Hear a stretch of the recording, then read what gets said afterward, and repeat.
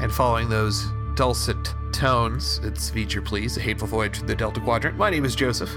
I'm your co-host, Peter. You know, if you like that theme song you just heard, or just the sound of our wonderful voices, I've got good news for you. You're going to be hearing them in a not Feature Please location in the very near future. So, to our great surprise, we were asked to do essentially a guest spot on someone else's podcast. So we've mentioned them before. Hail and well met. They are an Australian-based D&D real play podcast. And it just so happens that the guys that run that, Taryn and Mike, they're both big Voyager fans. So they found out about us and started listening and became fans. And they also do what I would call independent short story podcasts. And they decided to do one that may or may not resemble Star Trek a little bit. May or may not resemble the Orville, you know. You never know. Yeah, science fiction on a semi-militarized space vessel. But they graciously asked if we would like to voice characters and do the intro, and we said we would. So just after this comes out, should just be a few days after, keep an eye out, and you'll hear us attempting our very best voice acting job. First and probably last voice acting job we ever get. I think I've had some voiceover work in the past, but... Oh, have you? I'm an IMDb dude. I'm a big deal. I don't know if you know. What? Oh, look at you with your hidden life. No, yeah. I thought I had the book on you, Peter. No, and I've been on the news several times, so I am well established. Was it for Juggalo related crimes? It was my fraternity house catching on fire. And okay. So yes, excellent. No. Continue. Another time I had to work a Labor Day weekend, and the news decided to run a segment on some break-ins around the campus area. So they called my work and asked if I wanted to speak as a computer security expert about how to lock down your data, and I said yes. And there was another one that I can't think of off the top of my head, but I think I've been on the news 3 times. I don't know. Whatever. I'm a big deal. You know what? Weird flex, but okay. I'm a star, and I was in like whatever Z-list horror movie. I regret. Listen, if you're ever on Craigslist, hold on. We've all been on a Z-list horror movie at some point in our lives. Well, it got me an IMDb. It got me an IMDb. And I'll tell you, if you ever have a chance to work on a horror movie that is being advertised as a unpaid position on Craigslist, think about that real hard before you say yes. It's like there is nothing about this situation that's going to improve your life. I think it's nice though that the zero budget horror film industry continues to go strong to suck in well-meaning losers such as ourselves. Mm-hmm. And speaking of being a bunch of weird guys dressed in strange clothing, perhaps trying to affect accents they don't fully understand, what did we watch this week, Peter? Season 4, episode 19, The Killing Game Part 2. The premise here is just a strict continuation of what we got done looking at last week, which is the Hirogen taking their LARP fantasies a step too far. And nothing about this episode I would say is surprising or shocking or expands upon like the premise that we developed before. I think a lot of the interesting world building stuff is kind of over, and now they're just trying to deliver 45 minutes of action, which I think they had like 30 minutes of material, and they didn't quite know how to end what they had put together here. But overall, it was still, I think, a fun adventure. I know you're just not into the World War II stuff like I am, so I like it because I think this is just fun as hell. If you're someone who's not inclined to find that entertaining, it's probably was a little like B-y. I would go lower than that, maybe. The shocking thing to me about all of this is that they chose to do a 2-part episode for what felt like one episode at the most worth of material. we jump back to the last time we did a 2-parter, and I believe it was Year of Hell, which was fucking epic with a lot of cool stuff to cover. I think Year of Hell could have maybe even been a 3-story arc. Could have been a whole season. Could have been like a meta plot that went, throughout the season, and Nanorax could have been a recurring villain. There was a lot on the bone there. They did a lot in those 2 parts. It didn't feel like there was too much missing from it. But I think the opposite was the case here, in that they didn't have any more like story to tell you. Everything you had to know about these guys, you got to know in the first half, and the second half was just, let's just have Nazis, shooting at the crew members while we film this at, a cool Universal backlot that is way better than any sets we ever see on the show. So I'm talking to Nate, and he said, I can't believe that, because the episode we did for Killing Game just came out yesterday. And he said, I can't believe that you went through an entire holodeck episode and you didn't mention Westworld once. And I thought about it, and it's like, I love Westworld, and obviously it's AI theme park killing for the sport of killing and all that. I mean, it seems like it's a good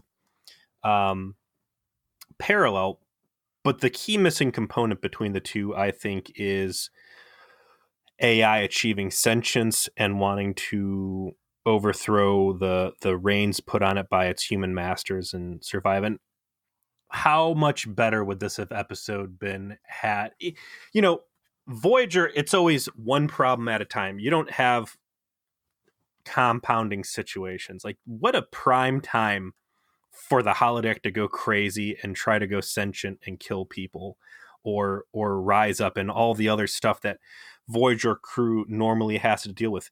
You've had the holodeck greatly expanded past its intended physical boundaries. You've had overwhelming percentages of ship systems dumped into trying to keep this thing running.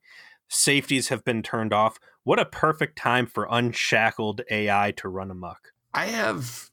You're right. They didn't go there. Instead, they did kind of a more boilerplate, fun, pulpy action thing, which has its entertainment value. It was fun to watch, like the Hirogen guy in an SS uniform with a Car 98K trying to hunt Janeway and shit like that. Like, there's some fun visuals that go with that, some fun sequences that go with that. You are absolutely correct in what you were laying out was a missed opportunity, but I have the perspective of having watched the whole show. This ends with an interesting difference in how a lot of Voyager's interactions with alien races go, and what they leave with, and what happens with the Hirogen, and what you're saying right now. What would it shock you to hear that actually pays off? That the very thing that you just said, that pays off later? That would be cool. That would be refreshingly different. I don't want to say anything else because it's a really fucking awesome episode. And it doesn't happen for a while. Let not your heart be troubled, Peter. This is one time they actually come back and say, what if, in a way that I think is some excellent Trek. I'd like to think that for those of you who played the Star Trek Decipher CCG, in game terms, they called them dilemmas. And that was the plot of each episode. The problem that the crew has to overtake. Those were dilemma cards. I like to think that the dilemmas they've gone to the same school as your average ninja, whereas only one dilemma can attack the hero at a time. And the rest just stand there waiting for watching the other dilemma get its ass kicked. And they're like, all right, now it's my turn to go up and try and solo these guys and get my ass kicked too. But just what if like 2 or 3 dilemmas got laid on at the same time? This is a hard episode for me to talk about. I did not have a lot of notes on this episode. Like I said, I didn't really care for the World War II backdrop. And for the most part, that gets left behind as the fighting spills out into the ship. So the cool framework for this episode, these 2 episodes, is that they have drastically expanded the holodecks. They've knocked down walls and torn out floors to make the holodecks as big as possible, to the point where they're now putting holo emitters out in the hallways. This was something that was attempted by the Voyager crew earlier to give the doctor more access to the ship for emergency triage, but they gave up for no good reason. And under no reason it wasn't no good reason. There was just no reason. They had an episode where they were teasing they were going to do it, and then they're like, nah. And then they got around it by eventually using time travel shenanigans to give the Doctor future tech. They started getting close to perfecting the technology, and then they came down with a bad case of the Talaxian moons and just decided to give up after 15 minutes of kind of trying with two people working on it. But they've, under the careful eye of the Hirogen taskmasters, Harry Kim and his engineering science team has successfully implemented holo emitters out in the hallways, and majority of the ship is now holodeck character friendly. So when we ended in the last episode, with the safeties off on the holodeck, the Allies had bombed the German command building, and the explosions were real explosions and just ripped a big hole in the wall, which has exposed several different floors in one of the coolest Star Trek visual effects we've ever seen. Yeah, you actually see the layers of the ship and the decks on top of each other in an internal shot. And yeah, it's very different than what we usually see. It gives you a scope of like the size of this holodeck that they're on. And it's a big fucking holodeck. It's a big fucking, these holodecks are big time. This is some big time stuff, and it's neat. And I guess the key piece of information in terms of the characters themselves is that at this point, 7 of 9 and Janeway are the only ones who are not kind of plugged into the simulation through this Hirogen neural transceiver. Everybody else, all of the characters, still think that they're whatever character they're supposed to be within the simulation and are acting out that impulse. They do a nice job of showing that their personalities still have a level of influence on how they portray those characters. Tom Paris and B'Elanna are still attracted to each other and, have this tension with each other that reflects their personalities outside of the simulation. But the only ones truly unshackled are Janeway and 7 of 9. And they don't actually have a memory of what they're supposed to be, so they're sort of awkwardly trying to stay fitting in to the simulation to continue to get everyone to work with them while they try and figure out what to do next. Oh, also of note is that this is these are episodes that Harry Kim is barely in, yet is a total badass in, because he tells these giant, space Nazi hunters to go fuck themselves because he's tired of being pushed around by him, and is the one that's semi-orchestrated this jailbreak. I would say more than semi-orchestrated. Normally it's the Doctor helped. I mean, the Doctor was a big part of it. I would say that he's the quarterback on this one. So big props to Harry Kim. So we ended the last episode, like I said, with a big hole being blown in the wall, and the promise that holodeck characters were going to flood the hallways of Voyager, and that the Hirogen were finally going to get the war that they've been after as the game was to spill out into the real world. And that's kind of what we get. Again, it's a hard episode to talk about because there's a lot of still like the World War II fantasy going on with the crew being forced to interact with these holodeck characters, both on the holodeck and in the hallways.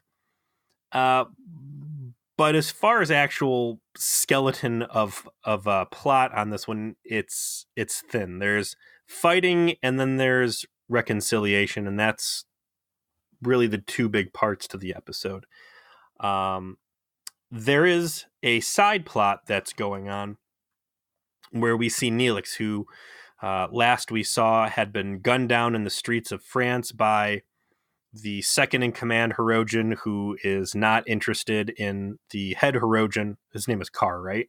That is correct. He wasn't really interested in Carr's "I have a dream" speech, and he just wants to kill for the sake of killing. and Neelix pissed him off. So he had gunned down Neelix in 7 of 9. 7 gets put back into the World War II simulation, but Neelix gets moved over to the Klingon cave.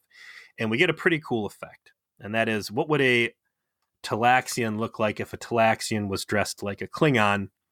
And it's not that bad. It almost is an improvement. Like, first of all, double A+ props to Ethan Phillips, who went all in on Klingon enthusiasm in his performance. When Neelix thinks that he's the Klingon, he's, very Klingon-y. He's a pretty cool guy, man. Like, I'd invite that to a party. Absolutely. I'd have that guy cook for me, only if it was like some sort of red meat dish and it was over like some sort of, grill or something, but they were eating like turkey legs or something there. Lamb. Wasn't any gach. Oh, was lamb? Yeah, it was lamb. Even, damn, that's a little schwanky. That's nice. Yeah, he said, I like lamb, so that was a good scene for me. What if, Joe? I freaking bet. What if, since we were taking the Talaxian Neelix and merging him with another species, what if, just for laughs, they got the guy who played Tuvix to portray Neelix as a half Klingon? Ooh. Yeah, that would require, once again, for them to acknowledge this strange, pustulous wart on their show's butthole, which they don't seem they intend to do. The tactic that they take, that the Janeway and 7 of 9 take, is they buy into the still hollow influenced crew's interpretation of what's happened. That it's a secret Nazi science bunker. Like, this is some Wolfenstein shit in there, and there's like robots and laser guns and super Nazi tech in there, and they gotta go deal with it. And that Janeway and Chakotay are going to infiltrate to find their quote unquote inside man in the Nazi bunker, while the rest of the resistance and all of the holographic American GIs like fend off the holographic Nazis and the Hirogen. And this is going to work because Carr doesn't want to like damage the holodeck too much, because he needs to be able to use the technology for his dream. So he's not letting the Hirogen just like blow it up or otherwise damage it beyond repair, nor kill anyone, because he needs the Voyager crew alive to fix it. And so they begin this sort of infiltration mission back into the ship, where Chakotay still thinks that he is an American GI captain, also is still hitting on Janeway. Always. Forever thirsty. Which is like, his thirst is so intense that it pierces mind control. It's amazing. Well, you say that like it's difficult, but if there's one thing we've learned about Chakotay, or shall we say Co-optay, it's that it's not difficult for things to influence control over him. So I don't think it's that surprising that the base drive of wanting to, I don't know how to describe their relationship, wanting to hump your boss who 3 years ago had been sent out to hunt you down and put you in the clink. It's biology. That's obviously Chakotay's fetish. Like, he wants he's just into ladies that want to throw him in prison, put the cuffs on him. It's put just the old Borg implants on him. Man, you have no idea how correct that is. Anyway, we can go through kind of an explanation of all the action beats, but it's really just paint by numbers. They're gonna disrupt, the Hirogen. They're eventually gonna have a dramatic confrontation with him and, win the day. I did like Tom and Chakotay wandering the halls where they encounter Harry Kim.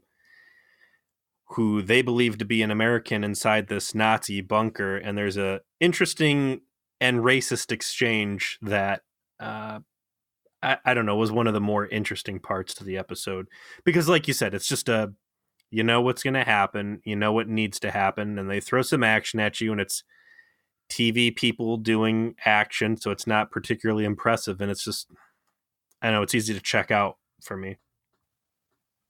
I thought that scene was fun in that Tom's test for Harry is to see if he could be correctly sexist about about an actress, like which of their body parts of this actress is the most appealing. Please answer before I execute you. Excellent, perfect, dude. Loved I remember it. there was Leisure Suit Larry. Oh, great game series. I love watching Let's Plays of people playing that game. And there was this thing to make sure that you were at least 16 or whatever years old. And it was like, it was a challenge question, something along the lines of that. Like every time you go in, it'd hit you with something that, you know, only an older kid would know. And one of them was, you know, if, what was her name? Bo Derek?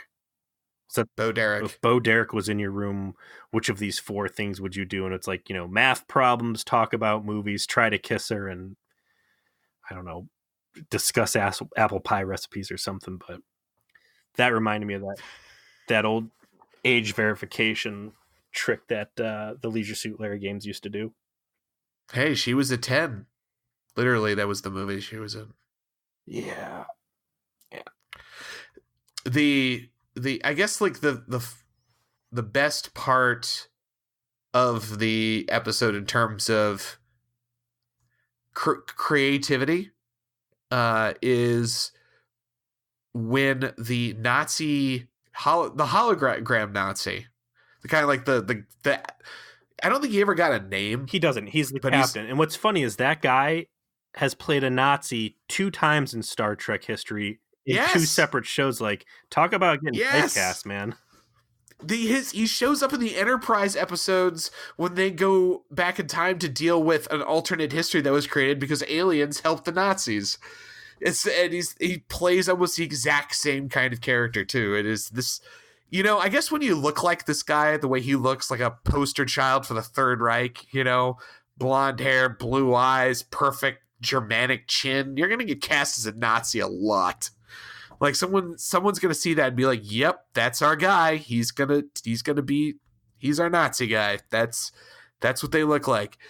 But he does a speech. I mentioned this last week when we recorded that there's this moment where they really hit you over the head with the comparison between that ideology and what some of these Hirogen, where they're at with their philosophy of a really typical Nazi master race rant, but the way it's dropped into the episode and the way it's worded and delivered is obviously meant to appeal to the Hirogen lieutenant that he is speaking to in a way that you can believe that this Hirogen, who does not give a fuck about any of this stuff, he totally wants just this power game his way through this stupid simulation, could hear this pitch and be like, yeah, you know what, you right. I'm a Hirogen. I don't care about any of these lesser beings. I'm gonna go hunt them down like dogs. That's great. Thank you so much for that life advice, man. In an SS uniform, clearly you are a winner. You're a great life coach, holodeck character. Great life coach. You make great decisions. So that was well done. The way it was dropped in and how it was used in the plot, I thought was like, that's cool. My favorite part of the episode was Janeway gets loose and she's running through the ship and someone shoots her in the leg with a .45 and she's hobbling along. Finally, she ends up back in her ready room and she confronts Kar. Kar is the Alpha Hirogen. And I had already kind of started taking a liking to Kar last episode because I thought they were moving in a good direction where he was seeing the big picture. He saw that the Hirogens' lifestyle was not sustainable and that on a long enough timeline, their pursuit of prey was going to scatter what's left of them to the 4 corners of the galaxy. So Janeway confronts him and says, the jig is up. And he's like, well, I don't think so. I'm going to torch you. And she's like, I'll blow the ship up and blah, blah, blah. Regular Janeway crap. And then Janeway's like, look, why are you doing this? And keep in mind that the Hirogen don't consider the other species to be sentient for all intents and purposes, right? Like talking to them is beneath them. And it's almost like the dinosaur people, right? They you're just animals. You're the little people they step on to do the things they want, and they're the real people. You're just fake. So he cuts her a break and he says, well, I'm doing this. I need your crew because we're exploring this fantastic technology that you have that we don't have, and I think it's going to be the key to my people finding salvation, and that by discovering the joys of masturbation, we don't have to, be a slave to our sexual addiction. Only it's murder. They're except it's murder. They're addicted to murder, and they just need, they need a way to just dry hump murder instead of always murder. And that's his plan, is if you can go get your rocks off killing people on the holodeck, then you don't have to go out all over the place chasing down prey, and you can stick around and set up roots and have a culture start to thrive again. And Janeway's like, well, I can help you. I can give you the technology that you want. And instead of torturing us to get to these ends, we can make it happen together. And I'm sitting there like, yeah, okay, this is exactly the way that this should play off. This is classic Janeway. You could sit there and say, well, it's Federation technology, but I think we're already established that Hirogen are well beyond Federation technology, with this one exception. And it makes perfect sense. And it adds a dimension to Carr because you see that he's not doing this to be malicious, and that I think there's still, to some degree, a humane angle he has, that he doesn't necessarily want to just wholesale slaughter the crew for the sake of slaughter. And I think that's why he's been protecting them. He's got a greater moral grasp of what his people are doing. I don't think it goes as far as to say that he has remorse or regret in a sense that a human might feel it, but he also knows, like, this can't continue. We're not helping ourselves. It's definitely more selfish in the sense that he's thinking about the future of his people. So it's good that he doesn't a good guy, right? Because he's still doing monstrous things in how he's treating the crew and basically treating them like slaves. He's not killing them. It's an improvement, we can say for certain, but it's not good. And ultimately, it strikes the right balance in believability of, like, yeah, I can see where this guy would start to make compromises because he's seeing in this technology that he knows he'll never be able to develop, but he can essentially emulate a new path forward for his race. And so he's willing to compromise to accomplish that, that end goal. And it was very satisfying to me, because I forgot this happened, to watch him just kind of get murdered. There isn't a happy ending for him. There's not a happy ending where the Hirogen walk away enlightened. It's just kind of shitty. And I like that. Yeah, so him and Janeway come to a very reasonable conclusion that she's going to give him the technology, and he's going to get the Hirogen the fuck out of there and leave Voyager alone, and that they both are going to get what they want, and that all of this is going to end. And I'm like, this is great. This is good to see in Star Trek. I'm glad to see diplomacy's working, and I'm glad to see that we're not dealing with a stupid two-dimensional character like the fucking species, 8427, like, or 8472. Like, this is a person. This is a guy with his own set of goals and intricacies. So he radios out to the Hirogen and he says, all right, everybody stand down. We're going to quit fighting in the hallways and, scale back all the Nazis under our control, and let's give these guys a truce. And Janeway says the same thing. I want to say at this point, there has been a explosion in the med bay. And if you remember, sick bay was where the master control program for the implants that was making everybody live in the fantasy world was located. The Hirogen doctor was a real dickhead. Man, it just dawned on me that sick bay was full of Voyager crew members who were fucked up. Oh yeah. Well, we did. It did look like it might actually be empty by the time Janeway shows up. Very conveniently for her, so she doesn't accidentally essentially blow up her own people. Dude, that sick bay probably should have been full, though. It should have stacked full of fucking Voyager crew. Like, humans were all over that place. The doctor's like, all right, EMH, go treat this Hirogen who's got some burns on his face. And the EMH is like, but no, this dude's like super fucked up and all his lungs are broken and his head's cracked open. And the Hirogen doctor's like, well, you know what, if you don't do what I tell you to do, I'm just going to turn you off and nobody's going to help humans anymore. We're only going to treat Hirogen. Like, Carr does not have very good subordinates, or at least Carr is strayed so far off of their normal thinking patterns that everybody's just kind of like, whatever, fuck Carr, not my president.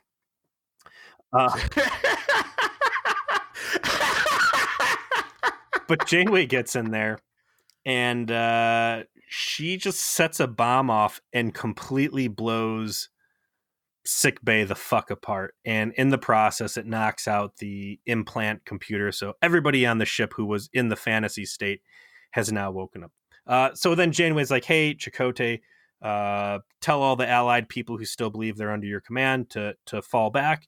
And for a couple minutes, like, everything's copacetic and the Hirogen are withdrawing and Voyager crew is regrouping and everything is cool. But then, like you said, the second commander, what's his name, like Terjman or something? Terjman? Right. Whatever other guy. He's kind of stank about it, but he's still following orders. And then this fucking holodeck Nazi's like, hey, you know, I always respected you, but the Commandant's kind of crazy lately and not believing that we're the superior master race. And here's my little soapbox speech about, you know, genocide and and all our wacky Nazi ideals. And the Hirogen dude's like, yeah, fuck yeah. You know what? Time for a mutiny. If only Voyager crew had half the gumption of this guy, they would have mutinied under Janeway like 6 crises ago that she created. But he's like, if only they could have had a Nazi nearby to inspire them. That has clearly been the missing link the entire time. They've got better than a Nazi. They had real talk Chakotay back in worst case scenario, perfectly laying out how she needlessly endangers them. Like, the pieces are there for mutiny. It's just the weakness of the crew. I will say that is Real Talk Chakotay saying what Real Talk Tuvok wrote into the program. So secretly we know Tuvok knows all of that too. Oh, absolutely. And he said as much himself under the, you know, once he was freed of the yoke of logic. But he's like, yeah, fuck that. Everybody attack the humans after all, shoot to kill, and I'm the captain now. So things blow back up. The fighting gets thrown back in. And like you said, eventually he rolls up on Carr with this, I don't know, some M1 Grand or something. And he just guns his boss down right in front of Janeway. And Janeway's like, oh, shit.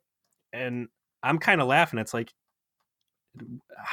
did this guy ever in a million years think that he was going to die to a holographic gun from World War II? I will point out they were very, very good about the use of their weapon props. That was a Kar 98K that the Hirogen was using because that was a Nazi weapon.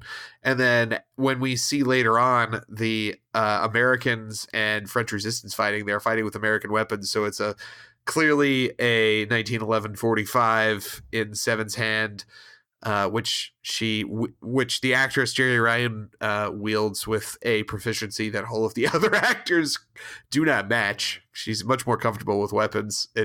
I believe one of our faithful viewers pointed out, might have been Noel, I forget exactly. If it was not, then I apologize to whomever else it was, that apparently she grew up in an army household and therefore seemed to know how to handle weaponry in a screen appropriate fashion correctly. And then I remember Tom has a Garand in that scene because it has the stripper clip ping when he shoots all the blanks out. So I don't think these were actual props that they had. I think these were all probably from Universal because they shot this at Universal Studios because they have a backlot that looks like European village, a perfect French town. Yeah. So they did a good job with all of those details because, again, I'm super into this World War II shit. So I'm like always looking at these things like, oh yeah, okay, that's correct. No, that's bullshit. But yeah, when the subordinate guns Card down, I'm like, no, I like that dude, man. That was a good heroic, and that was a good Star Trek villain. Like, I would have liked to see this guy again, and they kill him and they plunge everything back into chaos. Janeway's kind of standing there like, oh god, and he's like, yeah, I'm a hunter and you're my prey, so you need to go run while I stalk you through the hallways and use my weird sixth sense spirit's touch to figure out when you're crawling around in Jeffrey's tubes. And she ends up getting him to follow her down a hallway. And there's a neat scene where you see a dead American trooper laying there and like his legs have been blown off. But they haven't really. You see that the destruction in the hallway knocked out the holo emitters and that she's established like the edge of holographic availability.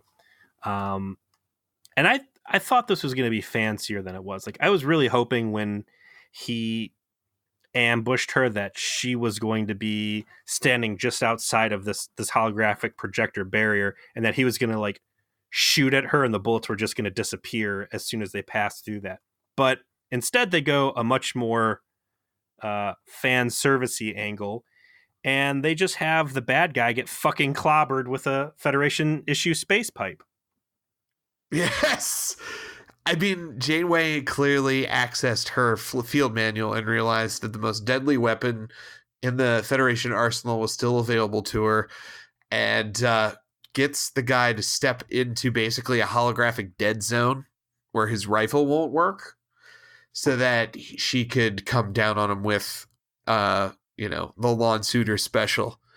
The spirit of Lon is there for them when they are attacking aliens who have taken over the ship. You know, his vengeful spirit sees the pipe strike true, and this allows Janeway to get the upper hand and eventually just blows the guy away in a very comic, shot off the balcony scene later. Only that shot off the balcony is, yeah. So she clobbers the fuck out of him, and like you said, it's she's able. Janeway is sometimes very stupid, but Janeway is also very smart, and she, like you said, she follows the things, like has alien attackers taking over the ship. Yes, well, in that case, hit them with a pipe until they stop moving. She gets the upper hand. She's got this subordinate guy cornered between her with the gun, and then behind him is the big fucking hole that got blown in the holodeck by the explosion. They're like 3 stories up. And of course, he decides that he's going to try and lunge at her, and she shoots him, and off he goes off the top rope and dies. I'm sure there's a lot of stuff. Oh, the other big takeaway from the action sequence there is 7 of 9 reprogramming the allied weapons with Borg pixie dust, which I'm kind of rolling my eyes like, what stupidness is this going to be? They spend a pretty fair amount of time winding this plot up, and instead what happens is she programs a grenade to be able to destroy holograms, and then she drops it, and she blows up all of their allied support and all of their own guns and totally hoses them, and I thought that was great. It was definitely a subversion of expectations where you're like, oh, it's going to be a dramatic moment where 7 of 9 pays off all of this work she's doing on this, Borg holo grenade. And then, oh, no, moops. It just fucks them over instead because she gets shot, drops the grenade on all of their holographic weapons and people. And then, they're about to get got by all the Nazis and they're going to be executed by all the Nazis. And then the Klingons show up. That's when the B plot breaks out, and that is, after all of the brain transceivers have been disabled, which happens midway through the episode.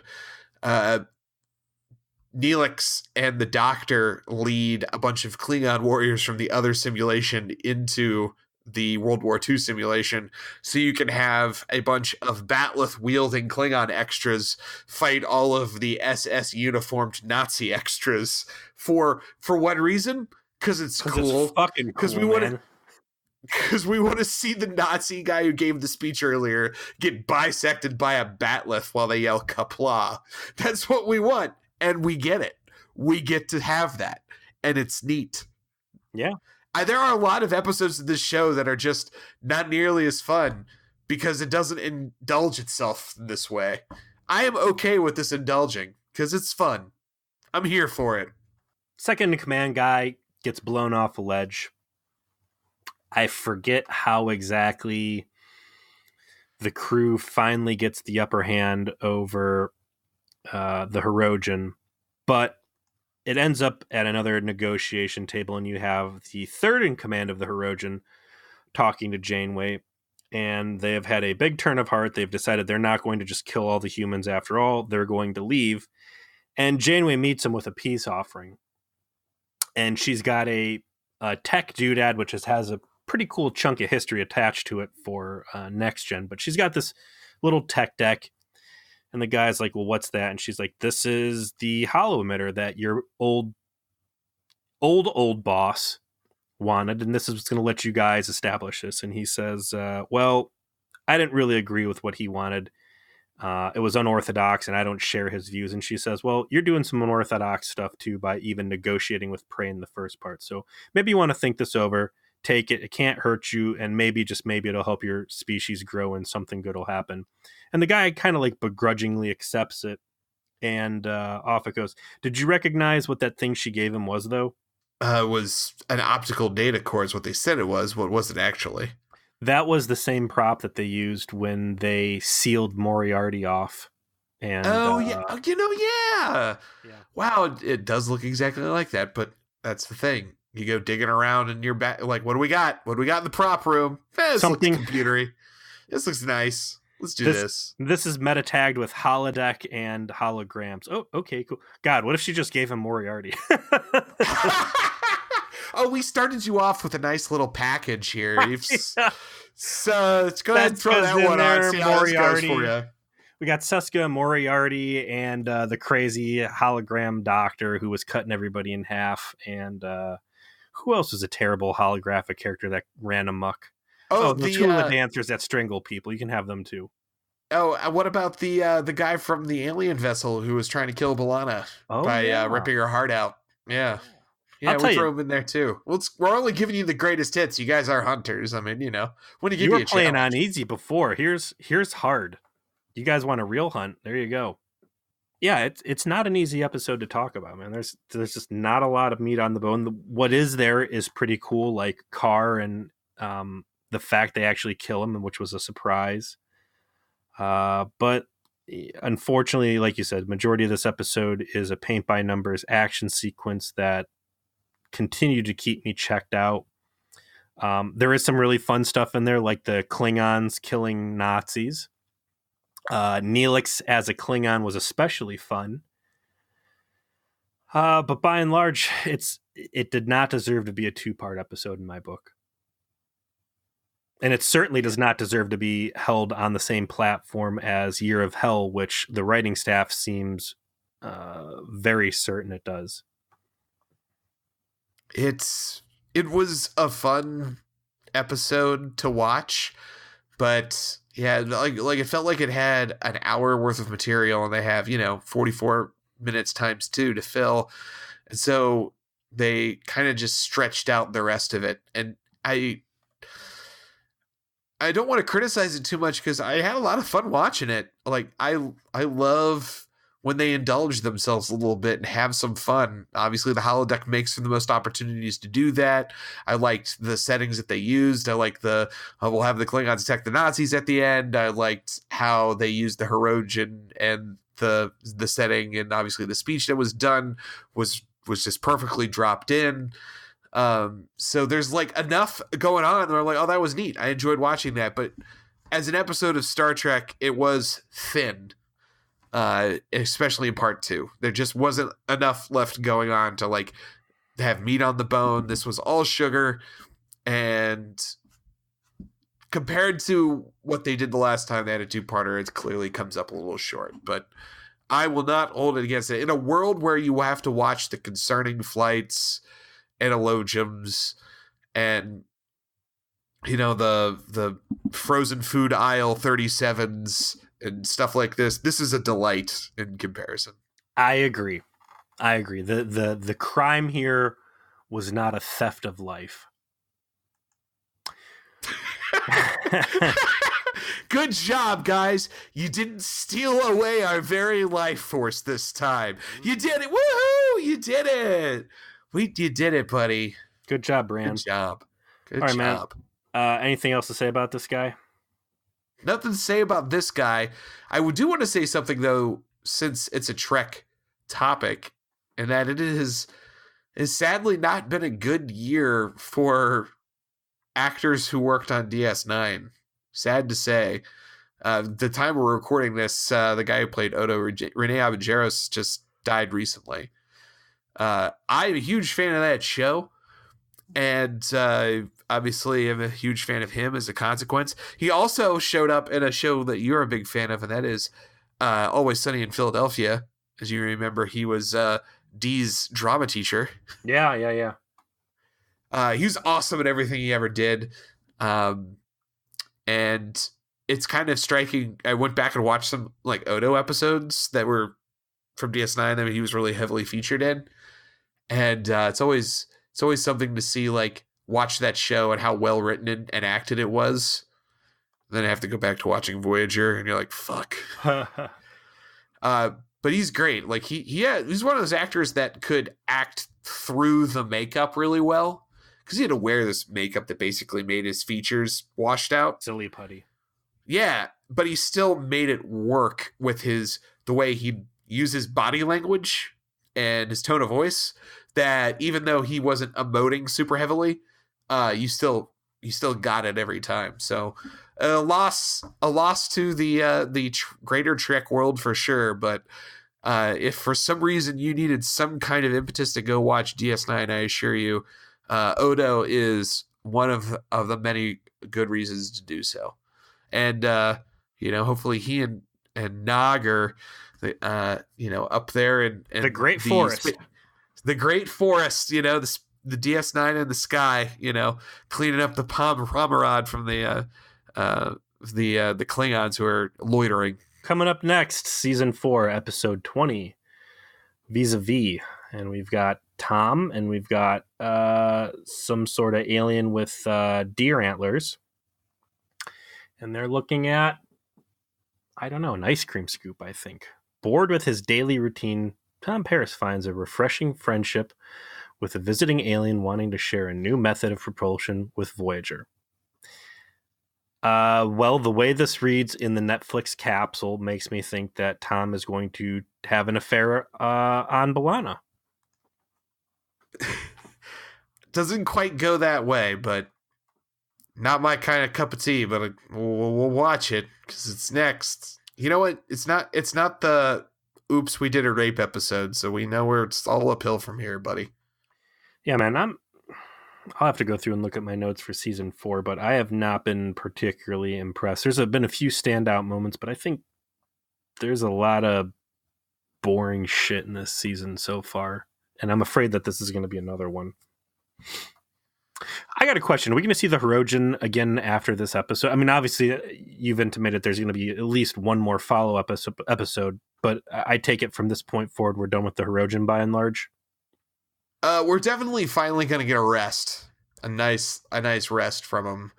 Obviously, it was dominated the last couple months of us doing the show because it was essentially 5 episodes in a row. Yeah, we will see them again for sure, but we will not see them again for a while. I think overall they weren't a bad Star Trek villain. I would still put the Vidians as my top pick for new species introduced as persistent characters. I think I'd put them in third. I'd go Vidians, Skeevians, Gosh, would I put Kazon above the Hirogen? That's a hard call. Okay, let me do my ranking. And you know what? Cullen was a catty bitch. Yeah, I'm gonna say for the sheer merit of Cullen alone, I'll go with number 3 spot to the Kazon, the Kmart Klingons. My number 1 villain is Catherine Janeway. We're going alien species. Come on. Okay. Yes, obviously Catherine Janeway.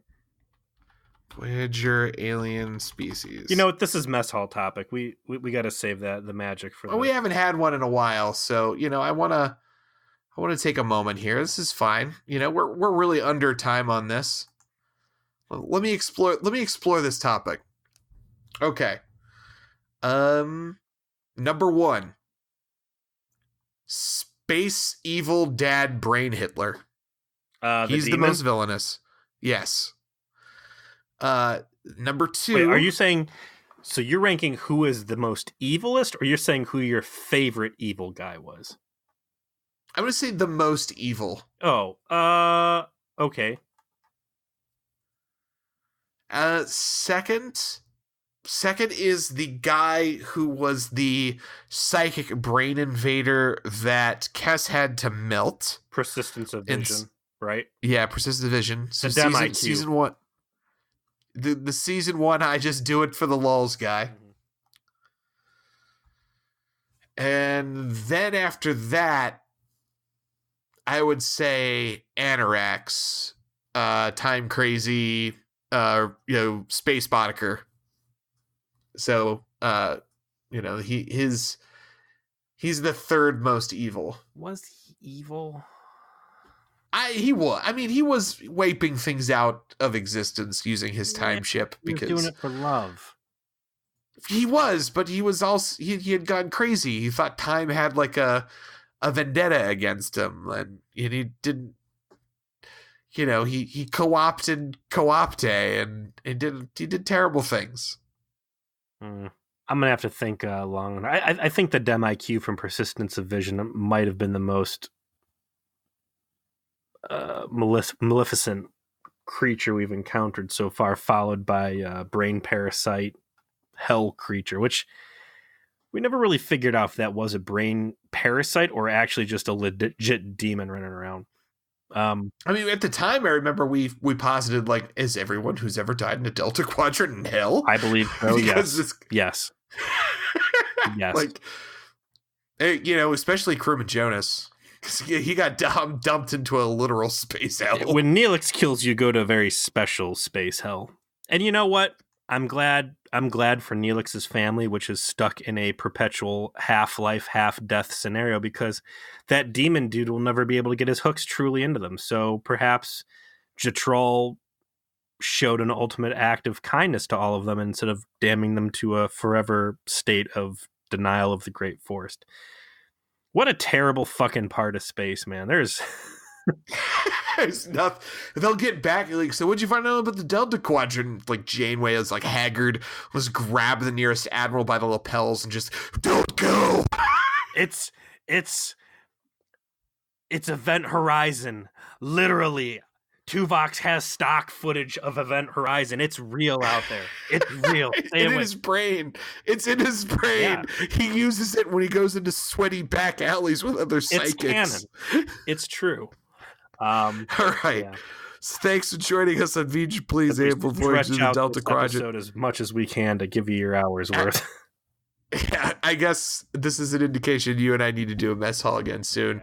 Fortunately, it looks like Twitch is a good option for us for that. So as soon as schedules line up so that we can, you can bet on us 2-1. And again, stay tuned. Both the theme song by Ian and Sarah, as well as our voices, will be in the shorts. The latest shorts podcast. I don't want to give the title away because I haven't seen them put it out there yet, but should be coming out here soon.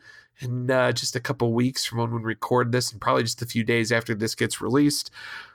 And, I want to say thank you so much to Taryn and Mike to offering the opportunity for us to do that with them. It was fun. And we're hoping to reciprocate. We won't say how quite yet because we haven't figured out how. but we want to reciprocate with them, so, stay tuned. And see you guys next week with whatever the fuck romantic tragedy bullshit that vis-a-vis ends up being. See ya.